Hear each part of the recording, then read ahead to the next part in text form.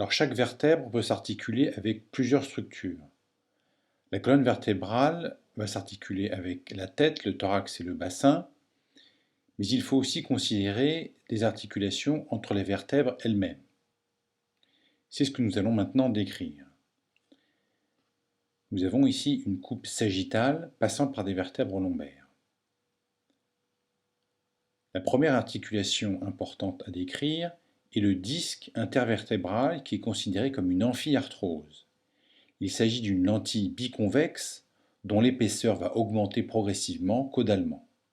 Au niveau lombaire, le disque intervertébral fait en moyenne 9 mm, alors qu'il fait 3 mm au niveau du rachis cervical. Ceci s'explique, encore une fois, par le fait que le poids supporté par les vertèbres lombaires est nettement supérieur à celui supporté par les vertèbres sous-jacentes. Les disques intervertébraux sont formés de lamelles fibreuses concentriques et au centre d'un nucleus pulposus qui est un noyau gélatineux riche en eau. La taille du disque intervertébral diminue avec l'âge, ce qui peut expliquer la diminution de la taille générale en association avec un éventuel tassement des plateaux vertébraux.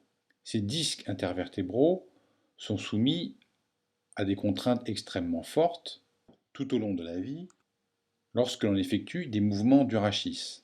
Il peut y avoir une fragilisation des lamelles fibreuses à l'origine d'une pathologie qu'on nomme la hernie discale, causée par l'exclusion du nucleus pulposus en arrière et latéralement, lorsque la partie postérieure des lamelles fibreuses est fragilisée.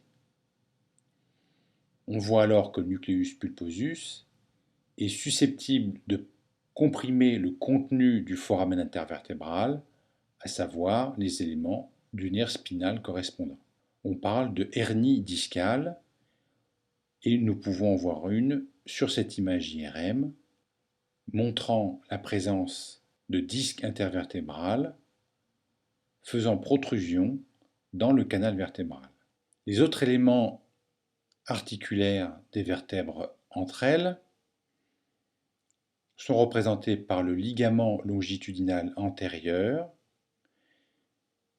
qui s'insère sur la face antérieure des corps vertébraux depuis le processus basilaire de l'os occipital jusqu'à la face antérieure de la deuxième vertèbre sacrée-coccygienne.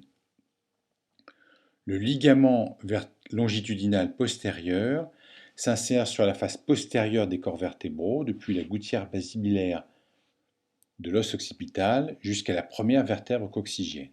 Les articulations zygapophysaires se font entre chaque processus articulaire inférieur du massif articulaire vertébral et le processus articulaire supérieur de la vertèbre sous-jacente.